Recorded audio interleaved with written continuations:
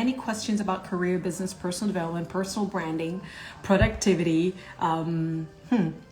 Ask me any questions about partnerships. Ask me any question about being efficient. Ask me any question you have, and we will work through it together. And when I say together, that's you and I and everybody else that's on this live right now. So let's make the most of this session together. Thank you so much for alerting me, Melissa, that I couldn't be heard at all. Welcome, ABM Signature. Who else we have here? Gertrude, Jay, welcome. Gertrude, I see that you requested to be on the live. Do you want to be on the live with me? All right. So questions, anything you have at the moment, or something you've been discussing at work, or you've been considering for yourself, your career, business, and it could be nonprofit. I really mean any organization or group that you're part of. If you're in any way at an influx, like you're at a fork on the road and you're trying to decide which way to go, let's discuss it. Let's talk it through. And I said before, which of course you guys didn't hear, take this to be a free coaching session to help you move from where you are to where you ideally would like to be. All right, so go. Melissa says, you're welcome. Thank you, my big. Nice. Over to you guys. I'm not even going to try to fill this time with any conversation. We will have the conversation you want to have. You don't want to have a conversation? I will take my red made up face off of this live and be done with it. But if you have any questions, anything that's pressing, if you'd like to hear another perspective on something, if you always wanted to ask me a question, this is the opportunity. Live, direct, and free. Let's figure it out in real time. EBM Signature and Gertrude G, you both requested. What did Gertrude say? Oh no, I thought it's the way to get to hear you. Sorry. I've got you. Okay, so you weren't asking to be on the live. That's fine. We're still live together, right? Hi, Mercy Wayeshua. Welcome. Welcome to this impromptu live Q&A where you get to ask me any question about any area of work and life, whether it be personal development. EBM Signature says, I have a question. Go ahead, ask me the question.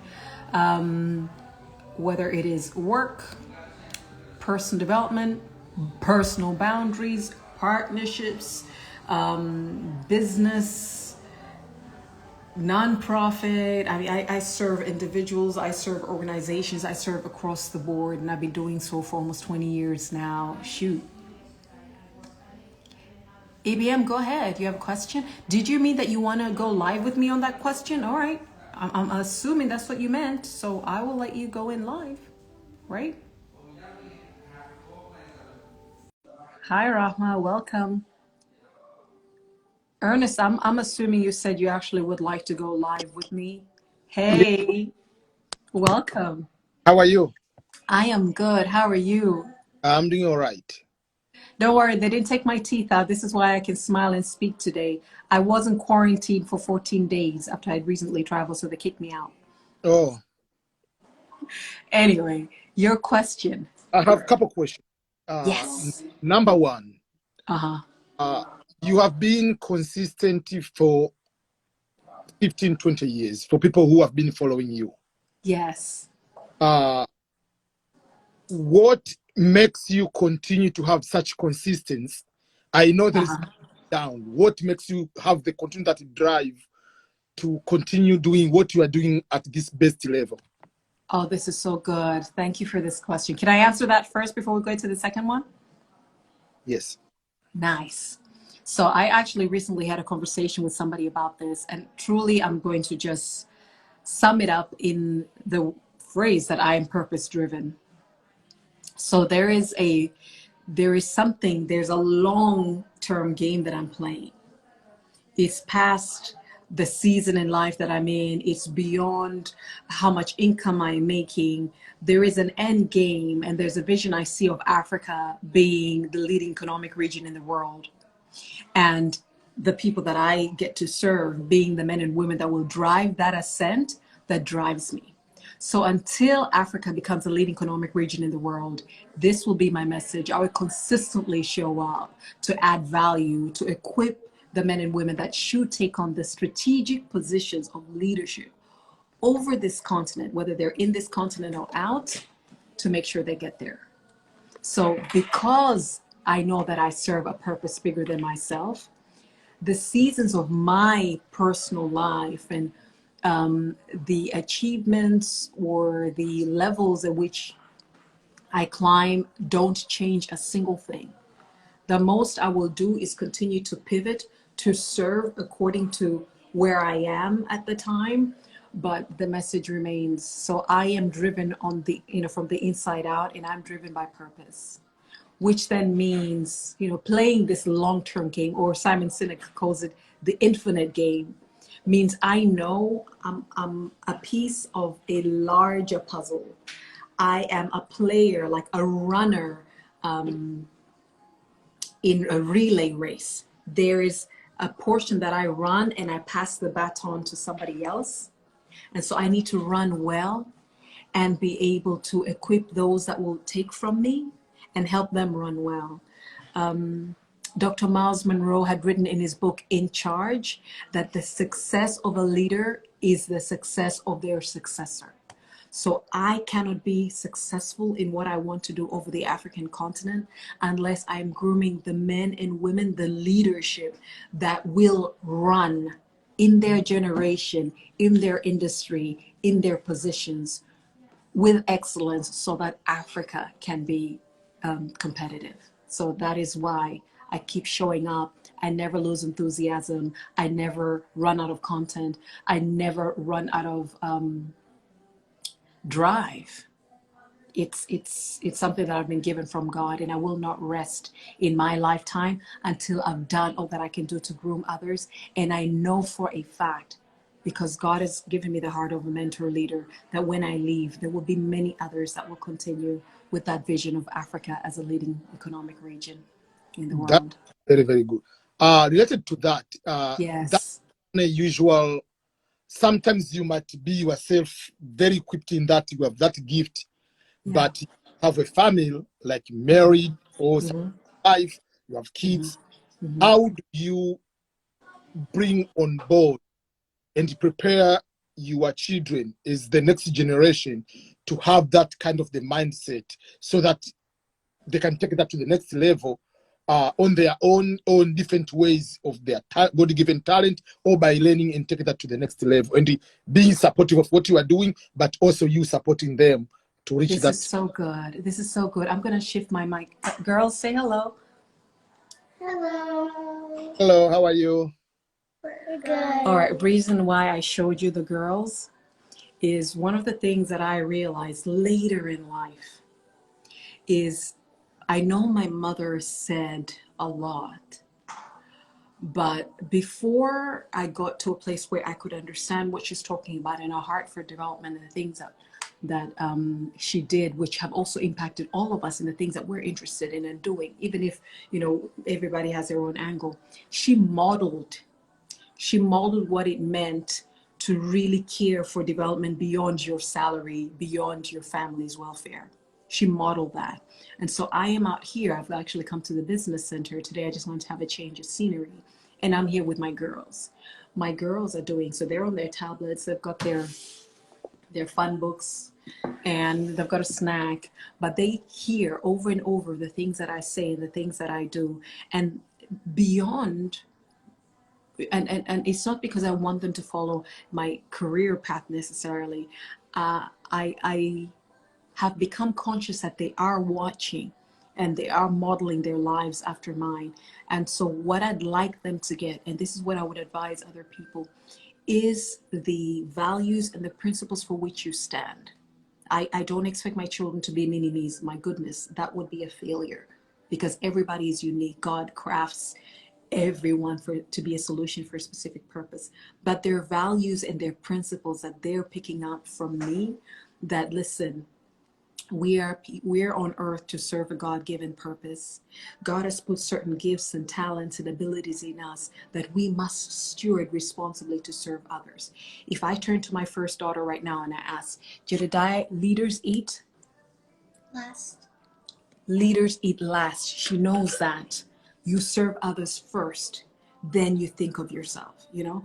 And so these things then become a compass for them to whatever interest that they find, in whatever desire that they find in their heart that they'd like to pursue. These tenets, these values guide them in how they do. And at the end of the day, one of the things that I've learned, especially when you truly submit what you're doing in the career, what you're doing in the industry to God, is God is not going to be prescriptive about every single thing you do. I mean, you have a free will and you have a mind. But what he wants you to walk in is the values, is the understanding of who you are and why you're here. And so the first thing truly that's key to me, Camden, number one, the first thing that's key to me is to model and to speak to them about what's important, and then to see the types of things they're interested in. So for instance, I have two completely different children. One, you can ask Alondra, one is very much rights and justice and being outspoken about what is wrong, what is right, and what should be done. So I can naturally see I can see a public speaker, I can see a public leader. The other one really loves science and arts and craft, and is more subdued, is more in her mind, is more in innovations, and she's brilliant at it. We're talking about 8 and 7 year olds. So I am seeing those already, and find opportunity to expose them to things that will whet their appetite, that will grow them in their areas of talent, including other families and other children and other experiences that will widen their horizon beyond what their father and I can do. One of the things that helped me growing up in Dar es Salaam, Tanzania, during socialist Tanzania, is the fact that I got to, I don't know how the Lord arranged it, but I had friends from different races and from different countries. And before I even got on the first plane out of my country, I had already been exposed to other cultures and other ways of being. And what that did for me is, rather than make me feel like, oh wow, look at them and what they have, oh that's amazing, we don't have that, raised by a single mother of 5 who could just barely get by. Instead, what I saw is, because they were my friends and they were in my network, to me that said us, that told me that was open to me too. So I didn't grow up with a chip on my shoulder about what I could do, because I had my friend Lotus. Shout out to you, Lotus. Lotus and her parents did certain things, and wow, I saw that. And then there was a Swedish friend. I don't even know where I got this Swedish friend from. And then Rehema Gamilo, shout out to you, Rehema, and her family. And I remember going to a house in Kurasini in this section, and they had a big house, and I was like, whoa. So all of these things gave me a socialization, right? An exposure to life that said, if they have this, you can too if you want to. And I didn't ever want what they had. I just opened up my eyes. And then later, Pumla Motza, in secondary school. It just opened up my eyes to, there is more than what my mother had exposed us to growing up in Upanga, Dar es Salaam, Tanzania. So modeling, making sure that the values and the principles by which you live and you govern your life are clear, and exposure is so key to really bring out their skills and talents. And I'm learning, at the moment I've got 2 parenting books that I'm on. I am learning never to compare them, and never to wish this kid was like the other, or just blanket raise them. They're individuals, and to acknowledge that, and to foster that. And the best way I've found is not for my husband and I to try to be everything. It's not for my husband and I try to afford every extracurricular thing that would really help them grow. But it's also looking at relationships, whether other families or church or other communities, that expose them to healthy things that we may not necessarily have access to, or may not even really have an interest in, but that would help them grow to be more well-rounded children and leaders. Thank you so much for all those good explanation. You want to leave to other people so that they can Certainly. Let me look. Sir, you know what? I love what you just did, and I think I should do this every time somebody has a question. Please come on live. Yeah. Rahma says the success of your leaders is the success of your successor. That's right. You're not successful until those people you lead can continue with that vision and do well. Hey, Modesta, I wanted to know how can someone find his or her purpose in life and does. Thank you for that, Louis Art. Thank you so much, EBM scholar. EBM signature. Ernest. What do I have on here? I can see Karim. I say I'll be on the side and will continue following you up. Thank you so much. Thank you so much. All right, so I want to answer. So you can just you can exit, and then Louis Arts, do you want to get on live with me with this question, or are you okay with me just answering it on my own? Because it's so much fun when people come on with you, right? Louis Arts, you want to join me? So asking about purpose, how can somebody know their purpose? And the easiest way of saying this without going into too much, sitting there and praying, fasting, getting all zen, right, is to take note. Your life already gives you clues. Like I can already tell what these kids are going to be. And my purpose was clear from childhood. Is the things that you absolutely love, that you don't even notice time go by when you're doing them. You also get a clue about your purpose from the things that really irk you, that make you mad, like the things that you say, somebody needs to do something about this. Somebody else, it could literally be my makeup. And I look at my makeup, they're like, doesn't she know that you're supposed to make it lighter here and you're supposed to do that and that and that? But, and the angle of this thing and the colors that she's wearing, somebody will have a whole fit because I'm not made up right, because that points to their purpose. Maybe they're in fashion, maybe they're in makeup and, and beauty. So it's things that get to you. It could be an injustice. It could be like with me, just us, our content being so rich and us being ranked one of the poorest in the world, and knowing that really it's a matter of, it's a question of mindset, of leadership, of knowledge and follow through, that gets to me. And so I've dedicated my life to really equipping leaders, especially equipping African leaders to be globally competitive. So the things that you absolutely love and don't notice time go by, and the things that really get to you and you want to do something about, you'll also find even things that you naturally do, that you could do in your sleep, that you're really good at. Sometimes purpose is really triggered and unearthed in crisis. So you've gone through a crisis, or something has happened to somebody, and all of a sudden it's changed your life. Maybe it could have been an injustice, it could have been a death, it could have been a missed opportunity. Sometimes life happens and it hits you like it hasn't before, and you're like, you know what? Never again will I stand by while that happens. And this now becomes something that you run with in life. Jacqueline Maria says, what is your biggest weakness in achieving your goals? My personal or a person? Jacqueline, let me know. My personal weakness in achieving my goals, or a person's weakness in achieving the goals? Clarify that for me while I take on the next one. What do we have? I'm going to come back to that.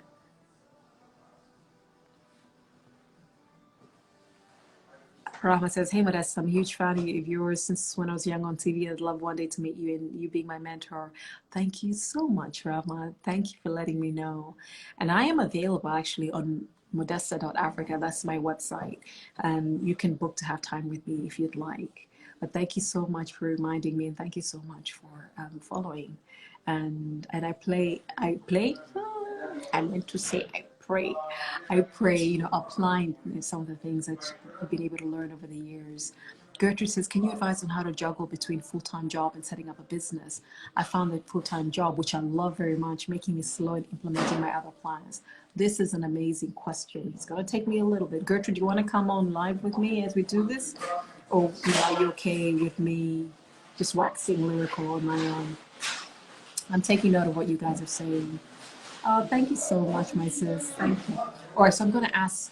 Okay, so I've got the question on my personal weakness. I'll come back to that. I've got this question that I just received on how to juggle your full-time job, and she says, which I love, and starting a business. Forgive me for the noise that you hear in the background. I'm going to try to get as close as I can and answer this. So this is what you can do. I'm just going to give you some of the productivity hacks I have. And when you go to my YouTube channel and you go to Leadership Success, you will see a video on like 3 ways of being super productive. So I'll start with this.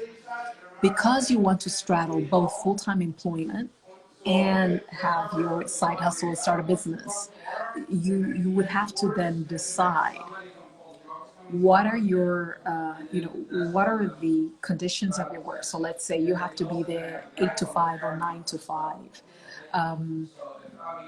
but you have lunch breaks. There's certain things that you could schedule then. Or for instance, if you're working Monday to Friday, you might decide Saturday is a day to invest in your business. So, and when it comes to then running your business, I don't know what kind of business that you have or you're looking to set up. I need you to get clarity on what is really core, like what is the minimum that is required of you to invest. I don't just mean money, but I mean time. I mean, tools, service, so that you can deliver, so that it's not taxing you because you're one person with 24 hours and unlimited energy. I mean, even if you were so brilliant and could do everything, you're going to burn out. And so what is core? And often in business and in startups, talking about what is the minimum viable product that you can put out that serves the purpose for which you're doing your business, whether it delivers that product or it delivers that service, but you're really keeping it lean and you're keeping it core. And the way to do that is, for instance, I remember there's this book called The E Myth Revisited, E like entrepreneur, right? The E Myth Revisited by Michael E. Gerber. He says that even if you're starting out a business, look at your business like a franchise. A franchise is a business that somebody has replicated their model, that other people get to buy that license and buy that brand and operate under that name, right? So don't think, oh, I'm just a little business, just one person, just doing this thing and trying to get by, especially if you're in a full-time job. Start thinking like a franchise. Start thinking, what is the best way of being able to deliver the core of my promise? What do I promise to deliver to my client? What is the leanest way I can do that? So can I write scripts? Can I have procedures? Can I have processes that are predictable so that I don't spend too much time trying to think each time, what do I do? When I get a call for orders, can I have the same script that I go through, the same predictable questions that I ask my potential client, so that I have all the information I need in the least amount of time and I'm able to process? Or if you are calling, can I have a sales script that I follow each time that gives a predictable and a consistent experience of my business? Is it possible to line up my suppliers to deliver at a certain day? You don't want your suppliers calling you at 3:29 when you're in a meeting at work to say, we've got your things here, please come pick them up. So maybe you line things up to happen on a Saturday morning. Or you have somebody else who'd be able to pick up your inventory. Let's say if you have, tangible products that you're providing, in your absence. So when you think ahead of what you want to deliver in your business, and you say, at the moment, I'm just starting out and I am currently employed, what is the core of what I want to deliver, such that people will enjoy their experience, enjoy the products, and want to do business with me? What is frivolous is going to be extra time, extra money, extra effort, and that could compromise my business. You won't get in the way of your work because you're committed to where you're employed, but could compromise my business. And you script out, and what are the processes that are needed for me to be able to go from soliciting, a client to serving them and giving them after service. Have those written down and follow that so that you can minimize the amount of thinking, the amount of going back and forth in conversations. One of the big things that people overlook, especially when you're starting out in business and if you're starting out as a solopreneur, is having things in black and white. Contracts, service level agreements, standard operating procedures, so that it is predictable to everybody. This is what we do. This is how we do it. This is the outcome. If this happens, this is how we troubleshoot, and these are the results at the end. So having things like building in systems, having processes, getting support, having specific times for specific things. That way helps you organize better, and your employer will never feel the fact that you're in business, and your business will never be compromised because you're in employment. Of course, if you need more in-depth, so when you go to Leadership Success, right, my YouTube channel, there's a video for service level professionals on how they can stick to the core of what they need to do and build in systems for their business. So for instance, if you want to speak to me, I'll tell you to go to Modesta.Africa. Modesta.Africa will tell you to click a link to book a discovery call. When you book a discovery call with me, you will either pay on PayPal or you will get an invoice to pay for the service. After the service, you'll get an email to ask you how the service was and if you would like to book the next session with me.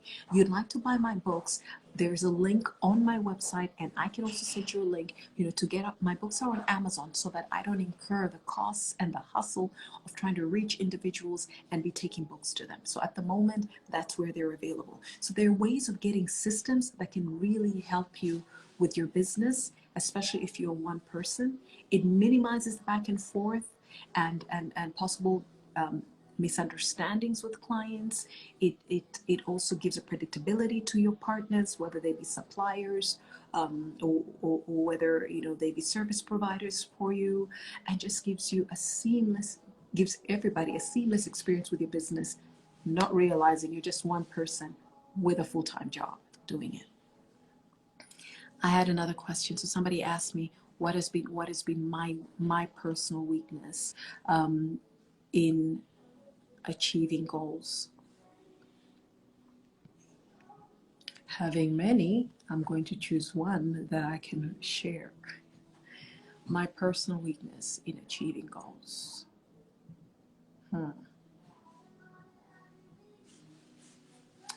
All right, so there's several, but one that I can think of, which can really compromise, is even as, so I write down my goals daily, right? So I've written them down. I have a vision board that has my goals. I write them down every single day. So I have an alarm that goes off at 11 a.m. every single day to write down and speak about my goals. But I have a lot of goals. I have very ambitious goals. I have many faith goals, right? Like crazy big goals that I cannot own at the moment. I don't know if you know what I mean. Like I don't have a link between what I'm doing daily and those goals that I want to achieve. They're just big, crazy goals that I put out there for God to partner with me in. And not all of them have a component that I can influence daily. But I can influence, that I show up and that I'm building a brand and I'm getting traction. But there's some goals that I have that are so big that I cannot measure my daily performance to say that I'm working towards that. So I have some of those. And so writing out goals and then holding yourself accountable to daily action that leads you towards those goals. Some of my goals are really just travail and walk the talk until you get to implement until the day comes when things open up and that happens, and that is not really a very specific targeted goal. So that's some of the challenges that I have. Another weakness is when I zero in, I've zeroed in. I'm like a dog with a bone. I do not let up.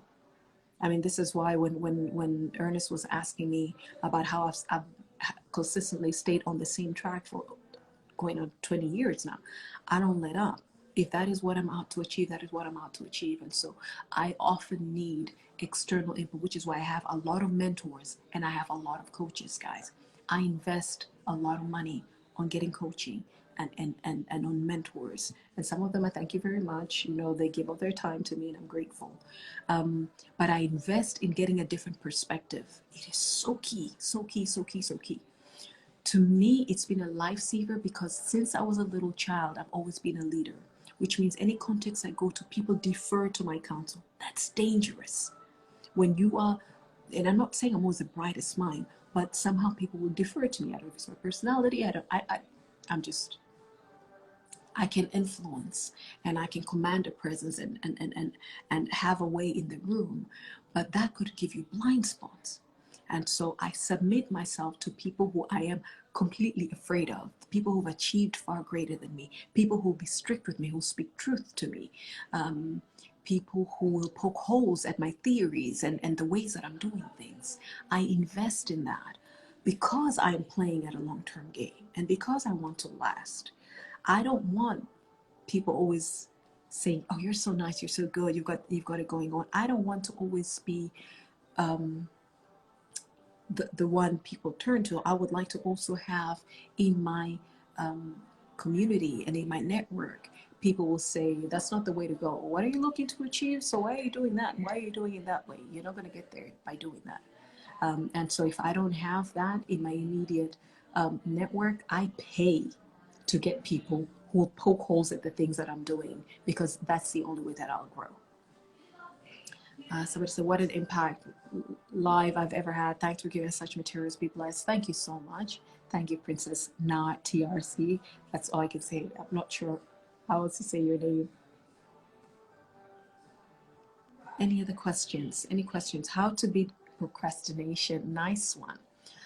Just as I shared before, and I have a video on that as well. If you go to Leadership Success on YouTube, there's a video. I think I've actually probably done 3 on procrastination. All right, so here's the thing. First thing is, why do you want to do what you want to do? Because half the time, if you do not want at all, you do not see why you should do what you want to do, of course you're going to procrastinate. You're going to go all around it so that you don't do it. So get a why behind it. Your why. Not the why of the person who asked you to do the thing. Your why. Why do you want to do this thing? So that's the first thing, that you are sufficiently invested, that you have ownership of the fact that this is why this is important for me to do it. That's number 1. Number 2, now, many things seem overwhelming before you start them. So like, oh my goodness, I have to do this thing and it's going to just take so much out of me. So find out, my question, right? The question I always ask, what would it take? Don't do it just yet. Just find out more or less what it takes, because then you have an awareness of what are the different elements of this thing that you have to do and any help you might need from other people, which means then you might even set up asking, for help. Don't wait until when the thing has to be done and you're doing it last minute and then now you're asking people for help and everything. You're going to mess it up. So find out, all right, so, why do I want to do this? Why is it important to me? And then what actually needs to be done? What does it take to get this thing done so that you can line up the resources? How much time? Give an estimation of how much time you need to do it, including if you're factoring other people that need to contribute towards it as well. When is it due by?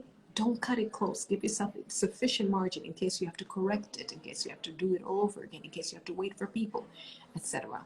And then honestly, at the end of the day, what you make time for is a reflection of what you find to be important, and it's a reflection for who you think you are. So get yourself into the mindset, and initially it's just it's going to be it's going to be hard work. It's going to be like you're dragging yourself. But if you say, so for instance, when I said this live is at 1 o'clock US Eastern, 8 p.m. East African time, I showed up on the dot. A lot of people remark, how are you watching your clock? Like, you showed up right when this thing was due. Yes, because that's the type of person I am. I want to be, and I want to be received as a person of their word. It's so key for me to be a person of my word, and for people to know that they can trust my word. And if I can't keep my word, then I send another word. I don't just ghost and disappear. I send another word to say that I'm unable to do this and why and when I'm able to next. And so when you start thinking about yourself as a certain person, and even when things are not things that motivate you, but because you're the type of person that shows up, the type of person who delivers, the type of person who delivers on time, the type of person that cooperates well, then you start, it's not even about the thing that you have to do at the moment. It's about the identity you have of yourself. This is who I am, and this is how I show up in life. And that is another thing that will kill procrastination. But also, learning the lessons from when you last did something. You will find that many a times you do things that you've done before. Write out a script, have a template, have a checklist that you can do over and over again. You don't have to reinvent the wheel. You don't have to, if it's a report, write it from scratch. If there's another report that has a similar structure, well, copy and paste. I don't mean the information, but that structure, so that it lessens all the work you have to do in this thing that you have to deliver. And things like that have really helped me. Something else that I've done, let me just go back to templates. I also buy templates. I buy structures. I buy systems that are ready to plug and play. I don't reinvent everything I do, guys. This is how I'm able to conserve energy. This is how I'm able to save time. This is how I'm able to show up for my husband and my children and church and every other place and other relationship that I have, including self-care, including time alone with me, including time alone with God, including writing and all the other things I'm doing. I have systems, I have templates, and I pay money to get something, or even for my clients, I would get a template of a thing that I can use, with all my clients, and there I am. I'm able to present beautifully. I'm able to present artistically, which is not my strong suit. So that I don't procrastinate. Because imagine you have to write a proposal, and you're writing some proposal that needs you to have graphs and needs you to have like information that has to be presented a certain way. And you think, this is not my strong suit. Get templates. Go to canva.com. People who you follow that seem to be doing it well. So many people now are selling their best creations as templates that you can also use. Just change the information, change the name, change the logo, and present. That also helps with procrastination. I truly leverage my support system, people and technology, and learned habits and templates I've created to be able to deliver in contexts I would otherwise really, really think over and over before I make a move. Guys, thank you so much for all those that have joined. I am CMX, Baraka Mlawa, G Dalu, Let Love Lead All, Hassan Jerome 2, MC Akim. Hi, Sister Emma, Olivia John, Jacqueline Jacquies, Irene Foyt 5, Mhode 1. I don't know if I'm saying you guys' name right. David Luck. Welcome. Any other questions? Any questions, whether it's personal development, personal brand, career, business, partnerships? Yes, Mama, you may. Guys, give it up for my kids. They're around me here. They're little kids, but they're doing their best to be quiet. Like, they're just pointing, pointing when they need something. They bless me, these two. Thank you, Mama. Any other question? Are these lives of value to you? Please do let me know. I would like to do more of them. I disappeared for a while, guys, because I was unwell for many, many months. But I'd like to check in and see the kinds of things that matter to you, that you want to talk about. I can always make an hour of my time in the week for us to do that, to have a live free coaching session for whatever questions you may have.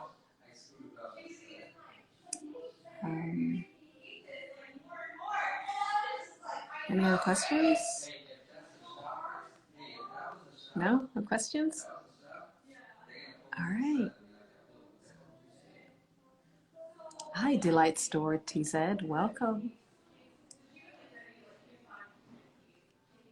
So if there aren't any more questions, like I said, I could talk about so many things, can't I? I mean, I'm always talking about one thing or the other, but I really would like to make these live sessions about what concerns you. What concerns you in your personal life, although I could answer that too. You guys know how transparent I am.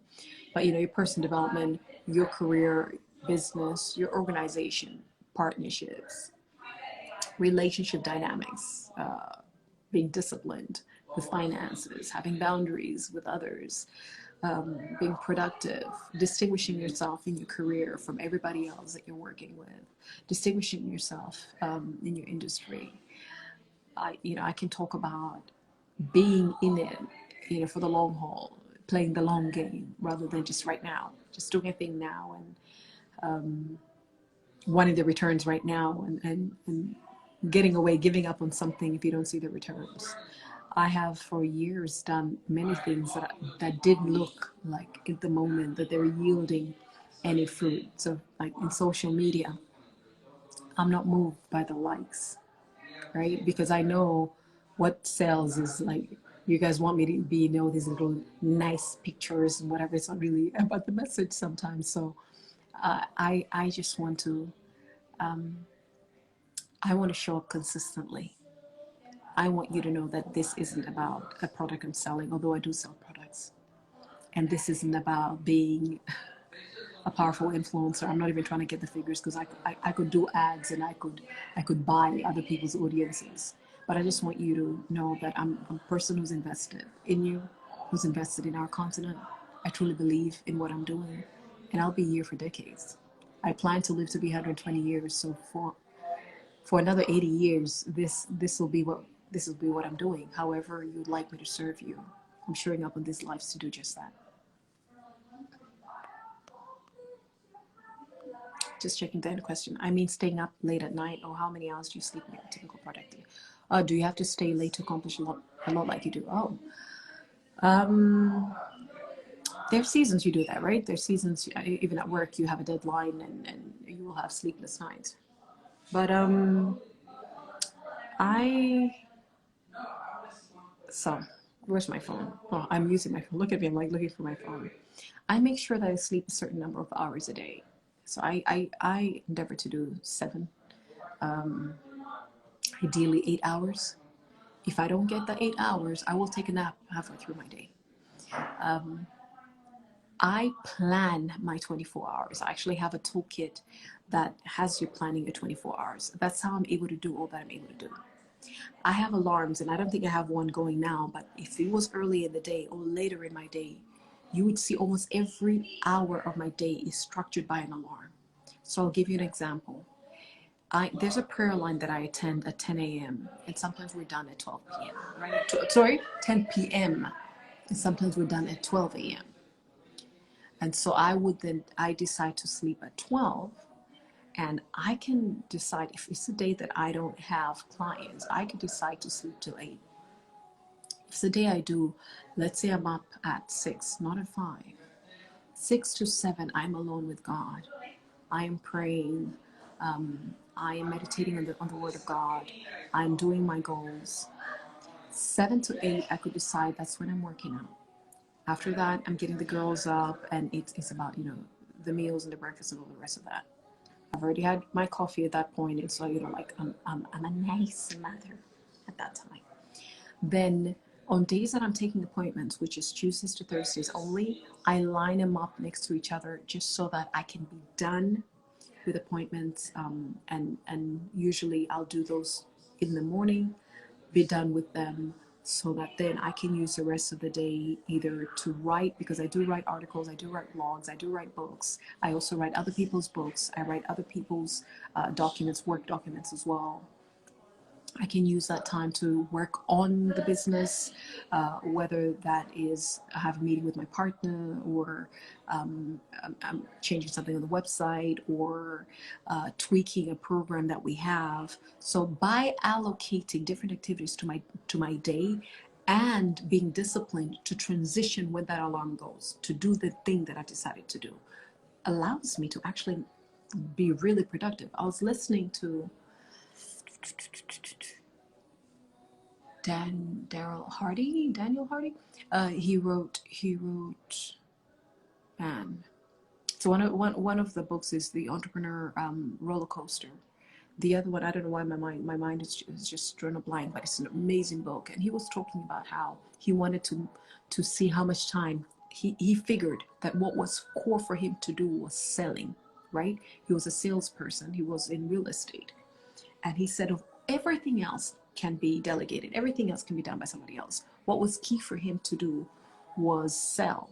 And he started timing himself. He put a stopper. He said, started timing how much time he spent selling. So I think he did it from 6 a.m. till 10 p.m. at night. And he found that he only really spent 4 hours, I think it's 18 minutes selling.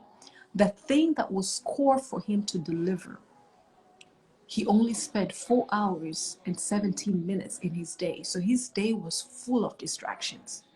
He really thought he would have like at least 13 hours marked down as hours that he sold, but he didn't. The actual time he spent prospecting was just 4 hours out of all those hours from 6 a.m. till 10 p.m. So he realized that it's not like he doesn't have time, but we waste a lot of time. We waste time on social media, we waste time, conversations with colleagues, we waste time doing a thing that really is not core to what you need to deliver. One of the people that I recently spoke to, we had a discovery call, and she was dropping balls, and she wanted to know how then she could still deliver, given that so much of what she was doing in the organization was on her. And, in that conversation, she found that she could actually train others to do things that are not core for her, that really needed only her to do. She could create templates so somebody else could just use that outline and be able to write things. She could then even negotiate how much work came to her, and find out what really is a priority. Like, you can't have 7 things that are priority and they're all due tomorrow. What is the most important thing for us to deliver, to our client? And by doing that, she has realized that she's able to buy back a lot of time. She can have the peace of mind and really deliver what is important for her to deliver, and allow other people to assist her. They will not write like her, they will not present like her, but as long as she's trained them and given them the templates, the tools to be able to deliver, let them deliver in their own style. But at the end of the day, you've delivered, right? So that's another way of being productive. And boundaries are key. You just say no. I say no. I'm not able to do that. I don't have that money. Can we schedule for next week? Can we do it at another time? Are you able to find somebody else? I recommend other people who do similar things to me. If I'm not able to take on something and somebody needs it urgently, I'm able to say, I may not be able to do all of that, but I can do this for you. Can you do the rest of it yourself? So we sometimes take on everything that comes to us in life, but you can negotiate. You can negotiate and not take on absolutely everything. You can negotiate your time, you can negotiate your energy, you can negotiate your finances, and other people understand that. When I came here, I told my kids, you better have your snacks, you better have your water, you better have gone to the bathroom. I cannot answer a single question you have for me because I'll be on live. And they understand that. So they're not gonna be like, mommy, mommy, mommy. I can be fully invested in having this conversation with you, even if they're around me, because I've made that very clear. And sometimes I think we're afraid of hurting people's feelings, and we don't make our intentions and our expectations clear. And we don't allow other people to do the same by us. Like, my husband is very good at saying no to me. It's not the right time, can't do this, we don't have the budget for that. And I think that's the first key to being productive. Being very clear of what it is that you want to do, what is core for you to do, how you can have support, and governing yourself so that you can stick to what you need to do, and saying no to everything else that is not core. For how long do you have to stick to one idea until it gives you the achievement you want? Because I've noticed we waste a lot of our time on focusing on one idea while time is not friendly. Right, so I'm not sure if I fully understand that, but I'm going to roll with this question. Hi, Miss Anaya, I see you. Afia plus 24, I see you too. So again, I go back to Why am I doing what I want to do? What does it take for me to be able to do this successfully? What resources do I currently have? And when is it due? And then I pursue. Of course, when the deadline comes, the deadline is here. So if you're not done, then you're not done. Then either you move the deadline forward if you have the power to do that, or you forfeited that opportunity. But I think this is also something that I struggle with, because, like I said, I can doggedly decide on a thing and continue with it until it yields the results that I want. To sometimes have the perspective to be able to stand back and say, well, this is not going to go as I planned, or maybe it will, but not now, and maybe it will, but not wholly, not all of it. Maybe this aspect you can get that delivered right now, but these things, maybe you can stagger them and do them another time, or this one will need support, or there's a resource constraint, and so this is not this is not something that you're going to do on your own. Maybe you should consider partnership. So I always go after the things I've set my mind to, because I knew very well why I wanted to. I know why I engage in the things that I do, and what I would like to contribute, and what I expect to achieve. And so I will find ways for things to work with others, with the thing that I'm doing on my own. But there are times you take a step back and you're evaluating. Well, this is where you want it to be by now. This is how it's going. Do you still want to pursue this? Yes. Do you still want to pursue it the same way? Maybe not. Do you still want to pursue it in its entirety? Maybe you want to change things up there. Would you want to consider a partnership? Would you consider, rather than doing it organically, maybe investing in getting professional help in advertising, in whatever it is? The idea in itself is not always what's faulty, although it could also be something that needs working on. But it could be your approach to the thing, or the time frame in which you've given yourself, or the method in which you're approaching it. So all of those really depend. But the best way of predicting whether or not an idea will bud and will yield is to do the work at the beginning, to really question assumptions that you're making about what it is you want to do, why you want to do it, who you think you're doing it for, and how they're going to engage with you on it. When you do enough of that whole poking at the beginning, it helps you then put out something that is more thought out, that you have greater ownership of, and you're able to drive, being agile and responsive to any changes as you go, than if you just started something and you hadn't thought it through, and at the end you're just holding on because it's my idea, rather than really being, what's the word, objective. Although to tell somebody who is passionate and who has ownership of something to be objective sometimes is very difficult. But this is where I have invested in mentors and colleagues. They help me with perspective, and it's often not they often don't trash the idea. They will tell me to pivot. I recently, in the past 6 months, spoke to some mentors of mine, Paul McCann and Norman Moyle, and another lady who's a friend of my sister's. And the feedback I got on what I'd shared with them isn't to trash this thing. They advised me to pivot on the messaging and to reconsider the audience. So the idea was great, but I was about to speak to the wrong people, telling them the wrong thing. And I don't know if that has helped you, but it really depends. The better you think it through at the beginning, the more likely that your idea will be able to stand the test of time. But getting external perspectives is so key as you go along, because everything in life will ask you at some point to pivot, to reconsider. And there's so many variables to reconsider. I cannot tell you what you do with it, but when the time comes and you have good counsel, you will see what you could change just a little bit, and all of a sudden it does far better than it did at the beginning. Coles, I saw you come in. Hi, Coles. Hi, Shizoa. Swahili Point TZ.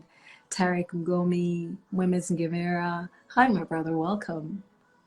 I'm doing a live Q&A asking, inviting people to ask me any questions about personal development, personal branding, productivity, career, business, partnerships, boundaries, discipline, you name it. So we've had a couple of questions go through. Really enjoyed going live with Ernest Makulilo and reading out some of the questions that I've received here on how to balance employment and starting a business, procrastination, productivity. What other questions I've had? My weaknesses in achieving goals, how long to stay with an idea. Really, really enjoyed this. I'll tell you something though about this whole how long to stay with anything. Again, you have to be driven by purpose. You have to be open to evaluating. Many times we don't set metrics to measure how well we're doing, and we don't evaluate as we go along. And so sometimes you're just riding a dead horse and you're willing it to continue and it's not going to go anywhere. It's so key to do that. It is so key to be able to measure. But that aside, because I'm a person who is playing an infinite game, I'm in what I do for the long haul. Like, let's say Warren Buffett and the stock exchange, people are like, I'm going to start comparing yourself with Warren Buffett now. Why not? Like Warren Buffett, I don't look at the stocks daily. Or you would pull out. I mean, there are times they completely plummet. You would pull out if you've invested, significantly in those stocks. Rather, I'm looking at the general trend. I'm looking at the fact that over the past going on to 20 years now, the general trend of my influence or my even maybe my access to those that I seek to influence is growing up, and that is what's key. The dailies, did you guys show up? Am I the flavor of the month? That is not key anymore.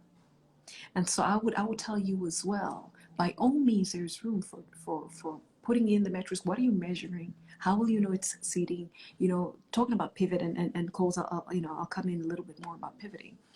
But if you dig up a seed you've planted every day to see how it's growing, it will never grow. There are times you just need to decide, this is where I'm headed. Lock in on that and make headway in that without being dissuaded about the daily. Somebody says, I'm not in it for the vanity metrics.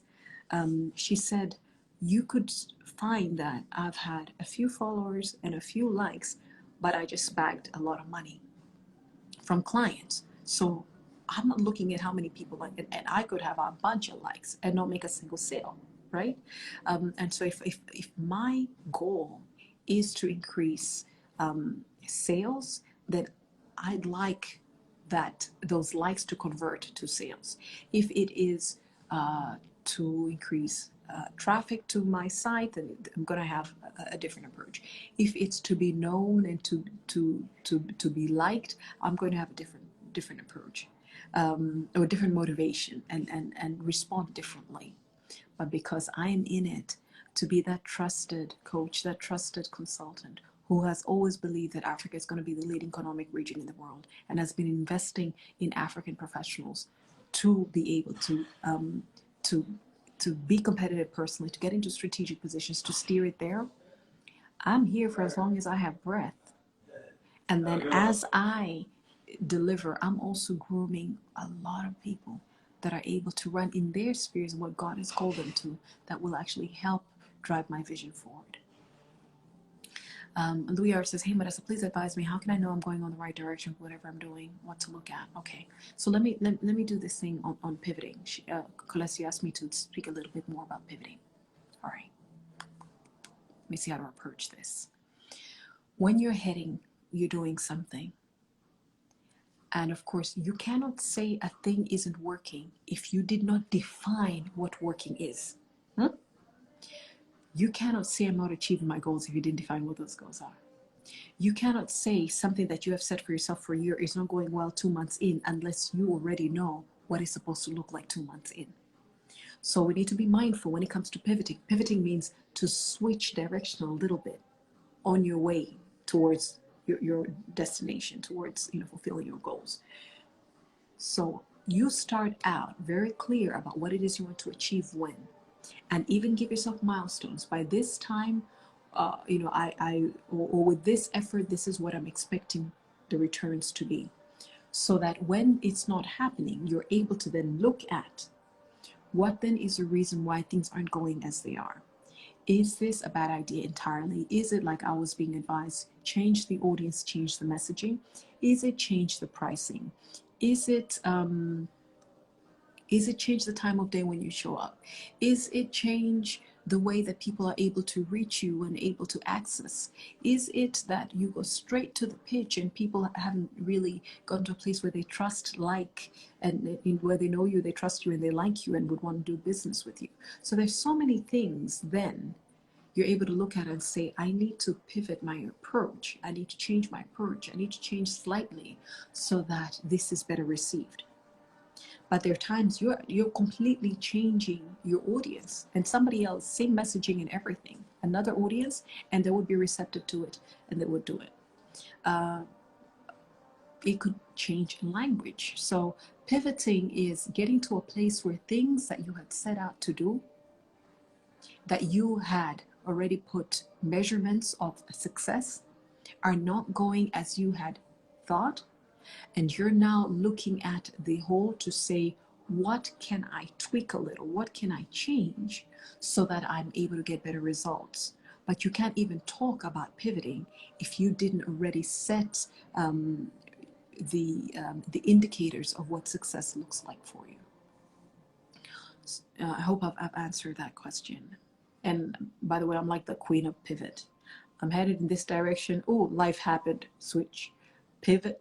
Like I will get to where I'm going, however many detours and bypasses, and just I will get where I'm headed in the name of Jesus. Because there is no shame, there is no pride, there is no height, there is no depth, there is no segue that I will not take, as long as it leads me. It's legal, it's ethical, and it leads me back to where I actually want to go. So Louis Art says, please advise me, how can I know if I'm going the right direction whatever I'm doing? So if anybody knows the story of Alice in Wonderland, she meets this Cheshire cat and she's lost in Wonderland, and she's asking, can you tell me where to go? And when I do this, I'm telling my kids to keep it down. No, your voices are coming through. Can you tell me where to go? And the Cheshire cat says, Alice asks, can you tell me which direction to go? And the Cheshire cat says, well, where are you going? She goes, I don't know. And then the Cheshire cat then says, well, any road will get you there. I mean, if you don't know where you're going, then anywhere you go, right?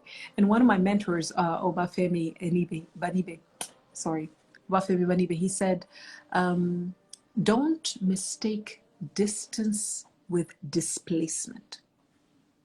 Did you go to the washroom? Don't mistake distance with displacement. You could keep moving in a direction, but you're not going anywhere close to where you need to go. As a matter of fact, if this was your direction, you pivoted slightly. You guys know with angles, the further out you go, the wider away from where you initially wanted to go. What is key is not only that you're making, you're doing the distance, but there's also displacement that is actually moving you towards where you want to go. So there's been a joke, and I'm trying to remember who first said this, that rather than say, you think you have 17 years experience, you could have 1 year experience that you've lived out 17 times, because there's been no displacement. You just showed up every day, you did that thing, another year passed, and another year passed, and another year passed. What is key is not that you've been at it long and that you're in the right direction.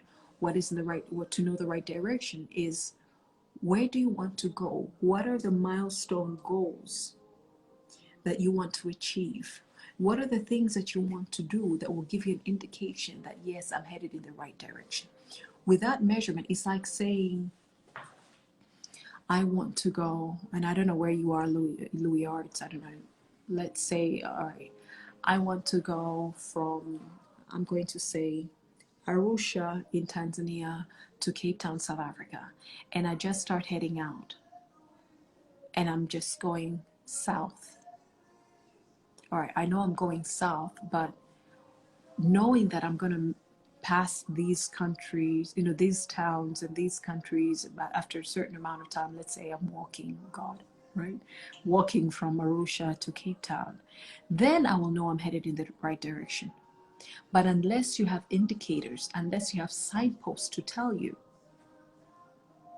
then you're just moving. I recently heard a joke. These two ladies were telling me when they were in their younger years and they were raving and partying, and they left one city to go party in another city. Then they took a road, but that road cuts across the country north to south. They had come from north to south. Rather than going back north, they got on that road and they went further south. And they weren't even looking at any signs or anything. They were just waiting maybe for the sign that said they've arrived in the city that they were going to. After 6 or so hours of driving, like this is real stuff, they find that they're further south than they had anticipated, because they were just following a road and not really being very clear about what they expected to meet on the way to their destination to give them an indication that they're headed in the right direction. So you would have to do what I've been advising for a little while now, is to ask yourself, where do I want to go? What road do I, what route do I want to take to get there? What should I expect? How long do I want to go? And where should I expect to reach? What kind of milestones do I expect to hit at a certain time to know that, yes, I'm going to go there?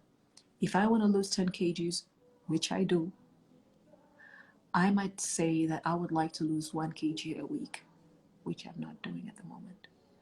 And what I'll do is maybe cut out carbs to do that. And so for as long as I'm seeing the 1 kgs coming off, I know I'll hit my 10 kg mark. But I'm not just going to go say it'll take me about 10 weeks to lose 10 kgs. And I set out to lose 10 kgs. And then 10 weeks later, I'm looking at the scale. And I didn't do anything different. I didn't have any indicators. I didn't have anything in my journey to look at to say, yes, head in the right direction, proceed, or pause, evaluate, or pivot, because where you're going is not going to get you results. Pivot a little so that you can get there. Moshe Prince, welcome. Shani Ali, welcome. I hope that helped, Louis Arts. Yumane 7475, Leon 75, welcome. Welcome so much. All right, guys, I can take one more question and then we can call this a day. One more question for the night. What you said is gold. Oh, Louis Arts, I'm grateful. You're welcome. You're so welcome.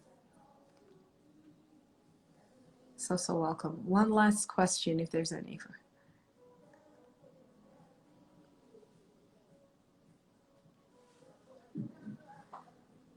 So like I said, you can go to Leadership Success on YouTube, and I've got videos on so many of the topics that we've spoken about today.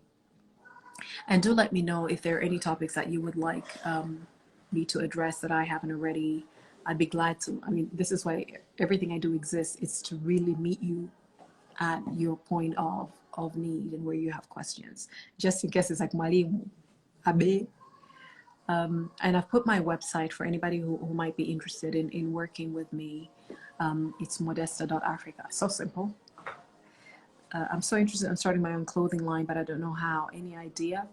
I have videos on that too. I actually have a program. There's a time I was advertising the 2021 Side Hustle Bundle. I'm not sure if you saw that at the time. Yes, I have many ideas, but that's like a coaching question, from why do I want to do this? If you look at the playlist on personal branding, on Leadership Success, that's going to help you a lot with you wanting to start your clothing line. So why do I want to start a clothing line? Who am I serving? What is their need? Like, this business is always solving a problem for a very targeted client. So who are you speaking to? What do what is the difference that your clothing line is going to bring? Is it just more clothes in the market, which is fine, people can buy very similar things, only slightly differentiated, if at all, from different people? Or is there something specific that you see is missing? Is it that there's a product that's missing? Is it a location that's missing? Is it a demographic? Is it certain people that are missing the clothing line? Why do you want to do this? And what do you need? So you do research about what you need to start that clothing line. Look at costs involved. So one of the things that I've learned, I don't know if you guys know that I have partnered with Dorothy Emanuel on P31 Woman Air. So P31 Woman Air is a women platform that I have founded and run, and we are doing apparel. We're doing t-shirts, and I haven't started a t-shirt business on my own. I don't want to start a t-shirt business. I don't want to manage a t-shirt business. I don't want to print t-shirts. I don't want to do any of that. But I really would like to have this apparel that really speaks and empowers women. Like, the brand is out to equip women to take charge of their work in life in God, right? To get success in God. And so these t-shirts I thought would be a great compliment, especially as we're doing conferences and events. So I partnered with somebody. We share a vision, we share values. She already has an existing clothing. She has two clothing lines, actually. She has Virtuous Women Apparel, and that is the one that I'm partnering with. And she has Dorothy Emanuel Designs. And what we're doing then is I will design our t-shirts and speak to you guys about them, right? I'll do the advertising, etc. And and people order from her Etsy shop. So they're ordering from her shop. She fulfills the order and sends to the clients, and we split on profit. And at the moment, I've actually really been investing back in the business because I'd like us to move faster. So buy more inventory, be ready to do more. And so look at me. I am in the clothing business, but I'm not running everything in the clothing business. So there's so many ways you can go about doing business. Even the business that I'm doing now, Modesta Africa, I'm not the only one on this. I have a partner who's in charge of operations and finance areas, which I'm like, so she does the compliance, she does the statutory, all of that. And I show up and I coach and I consult, and I'm the face of the business, but I'm not doing this alone. So you're going to ask yourself a couple of questions when you're doing that. But the most key is, why do you want to do it? Like, what opportunity do you see for you to do to do this clothing line? Because your why will keep you going when at first it seems like there isn't traction. Like, I'm not making money. Your why will keep you going. And also on the African startup entrepreneurs checklist.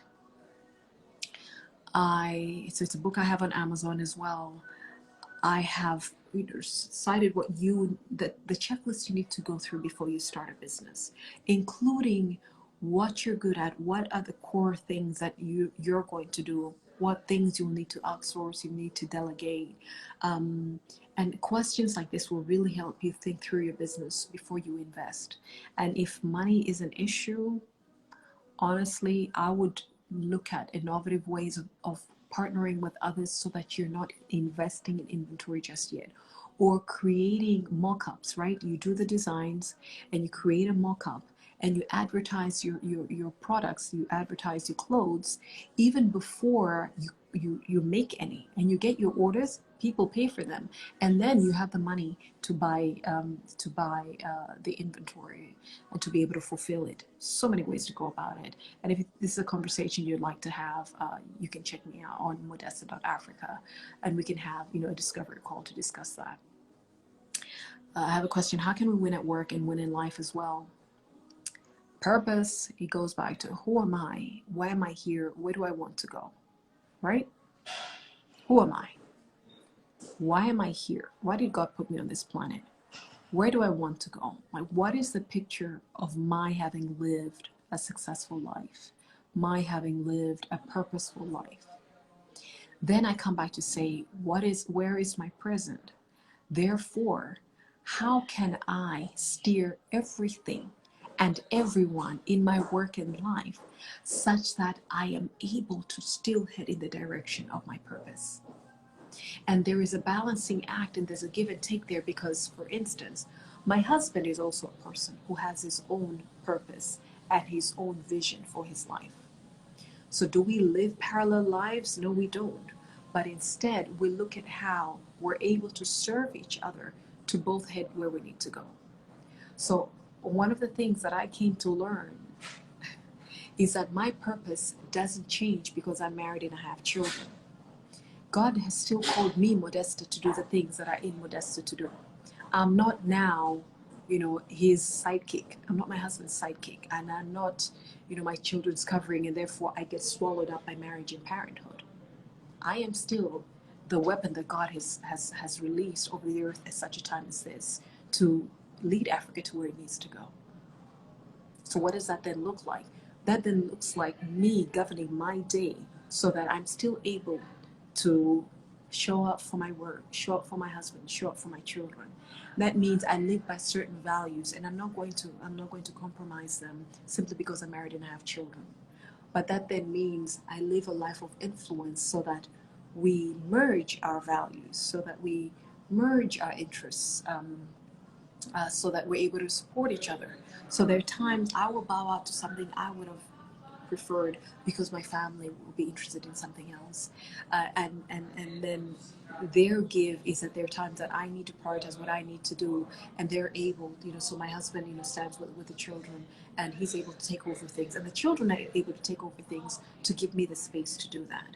That means that I don't engage with work that is not purpose driven, work that will not ultimately lead me to fulfilling my purpose. So I don't get interviewed alone. I also interview the kind of organizations that I want to work with. I interview the kind of clients I'd like to work with, because at the end of the day, it has to help me fulfill purpose. It has to be places where I don't feel at odds. I don't feel like I'm compromising my values, or a context where I am making a meaningful contribution, that I'm not just ticking boxes, that I'm not just there doing something and getting paid, at the end of the month or at the end of the contract, that it truly does add towards those things that I stand for. And so if equipping leaders is key for me, if it's equipping African leaders to really own their development and get into strategic positions where they're able to steer their organizations, the market, the industry, and the continent well, then I'm going to look for opportunities that are so inclined. I am fulfilled in everything I do because I'm only engaged in the things that will have me adding value to the things that are important. So I won't do everything, and I won't be everywhere. I won't engage with everybody, not socially, not professionally. Because in a way, and I know I've said this before, I'm not just Modesta who you're speaking to. I am a woman that is stewarding a specific purpose. I am the manager of this person called Modesta Mahiga Buguni. I am the only person that knows what she carries, and I may not even fully know all that she carries. And therefore, I must take care of her to be able to have the soundness of mind, to have the stability of emotion, to have the acuteness of acumen in skill and in competency, to be able to fulfill what she came on earth to do. So not only am I Modesta, but I am Modesta's steward. I am Modesta's manager. Whether Modesta succeeds or fails is entirely up to me. So I feel responsible to steward this destiny, this person, to get to where she needs to go. And I steward her, in the things that I think, the things that I watch, that I listen to, that I read, in the company that I keep, in what, where, my money is spent, in the types of engagements that I'm involved in the types of comments I make or I omit from making. All of this then paves the way for me to be able to win at life and win at work. Because no matter how many different areas of life they really are, they're still all going to converge in you fulfilling what God put you on earth to do. My finances and how I manage them will either aid me or drive me away from my purpose. The relationships I keep, the way I parent, all of this will either work to help me and my husband and my children towards what God has put in us, or will deter us from getting there.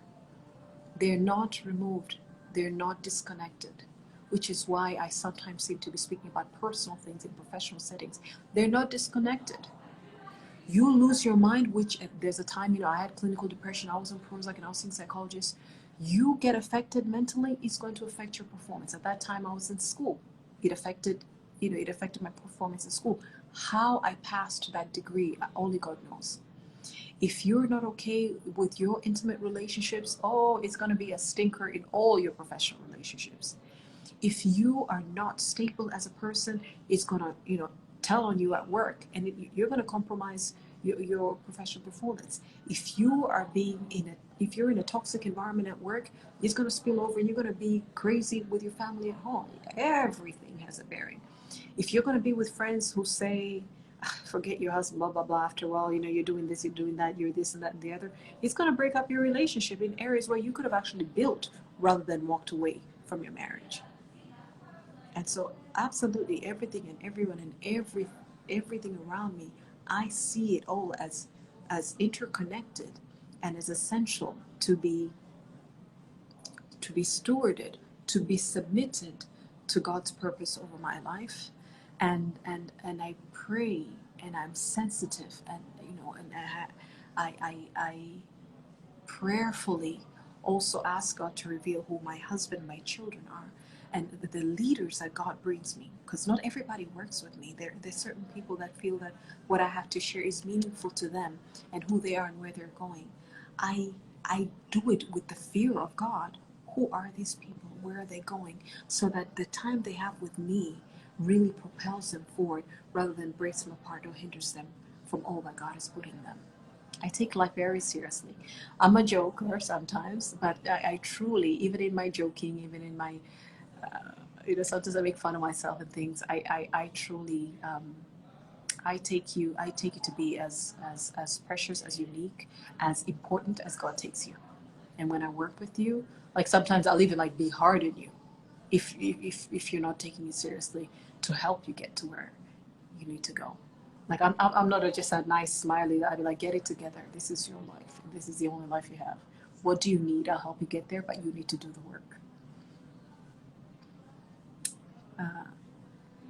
Princess Na TRC says, I'll go check it out. That's a lot about such a blessing. God bless you. Amen. God bless you as well. Sanchez Ramirez, welcome. Edith Costello, welcome. Janet Marco, welcome. Monica Pange, welcome as well. Elikana Yuma, welcome. Nice, guys. We're done an hour and a half now, well, 3 minutes to an hour and a half. I pray that this has been of value to you. Let me know if you'd like me to do more of these lives now that I'm back. And we'll schedule them, and I can actually put them on my calendar so we can have a regular time each week so it's predictable for you. Is Thursday this time when I showed up okay with you? 1 p.m. US Eastern, 8 p.m. East African time. Does that work for you? Should we make this a regular Thursday thing? Or is there a day that works better? I'm going to save this video and post it, and you guys can let me know in the comments. Please, sister, we need more lives with you. You're a lifesaver. Oh, God bless you. For such a time as this and things as this, I have been brought on this earth. So it is my pleasure.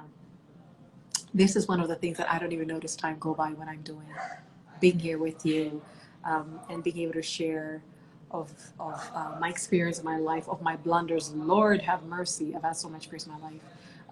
Of my experience working with others over the past 20 years. So, oh my goodness. I have actually been working for 20 years. I'm a veteran, y'all. A veteran. So whatever I can help you with, please do let me know, and I'll do that. All right. Have a wonderful evening, afternoon, morning for y'all who are in Australia. We really need more of this. Asante sana, be blessed. Amen. Amen. Karibu sana. And let me know what day of the week and what time of day works best for you, and I'll just scroll through to see what people have said and make sure that we make it a regular thing. We have an hour and a half session. Have a wonderful one. Again, guys, go to Leadership Success on YouTube. I have a lot of videos. For those who are asking about personal branding, they're asking about really being able to connect with your target audience. There's information there. For those who are asking about starting a business, sorry, my clicking is asking my kids to keep it down. I have one with headphones on. She doesn't realize how loud she is. For those who've been asking about business, I have a playlist on that. I have so many useful playlists for career, business, leadership, personal development, productivity, boundaries, that you can go through for free and take advantage of. If you'd like to work with me, I've pinned my website, modesta.africa. There's also a link in bio on how you can book a discovery call with me. I would love to spend time really zeroing in on what you would like to achieve. And let's make the most of 2021. It's not over, people. Until it's December 31st, 11:59 p.m. where you are, this year is young and there's so much still that you can achieve. Linda Kimara, welcome. Janet Walker. You know what? Don't worry. Don't worry. You haven't joined late. I am going to put this on my timeline, and you can, watch the rerun. Have a wonderful one, guys. God bless you. Own your development. Own your space. Own the difference that you want to make. Whatever it is that you seek to achieve, own the fact that it is yours. You're the only one who would do it, and take the steps, no matter how small, towards it. Don't look to the left nor to the right, and don't get obsessed by people's response. Are they liking it? Do they want me? Do they not? Beyond divulging to you, beyond, and most of the time people won't always tell you what you're saying, what you do really matters. There are a lot of you, this is the first time you even say that this has been of value to you, and you've been following me for years. Beyond that, people want to see that you're truly consistent, that you're invested in this thing as you say you are. You're not just doing it so that they would like it and you can sell them something. So just keep showing up, and it's going to make all the difference. Say hello to your beautiful children tonight, Panda. Ladies, say hello. Look at them with their little masks. Jude, say hi. Jude. Yeah. All right, thank you. And they say also bye. All right, bye. Let me go take care of my little ones. Have a wonderful one.